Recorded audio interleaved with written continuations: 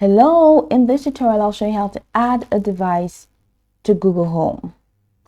The Google Home app allows you to seamlessly integrate and control a variety of smart devices, including Google Nest products and third-party devices compatible with Google Assistant.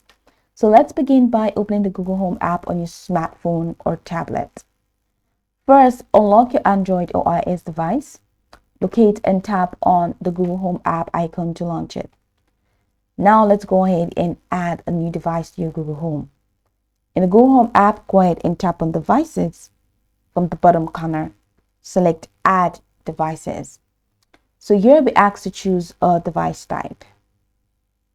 If you're adding a Google Nest or home device like a speaker or display, go ahead and click on Google Nest or partner device.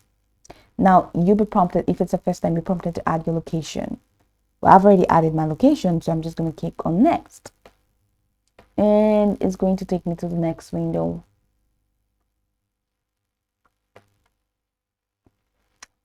So from here, you can choose any of the devices that you want to set up.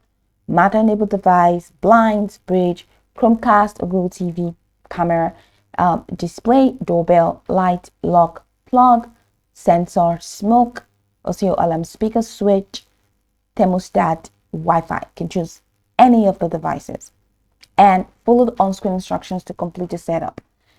If you're adding a third-party smart device, you can also use here and select light or any smart device in third party, or you can click on add device and click on works with Google Home, and it's going to take you to a window where you can now browse or search for the device manufacturer from the list. Just go ahead and follow the prompts to link your account and authorize Google to access your device.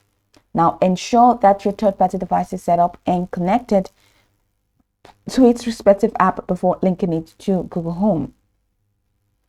After the device is added, the app will prompt you to assign it to a room.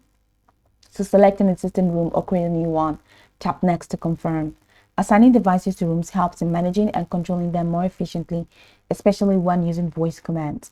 So now that your device is set up, you can control it using the Google Home app or voice commands.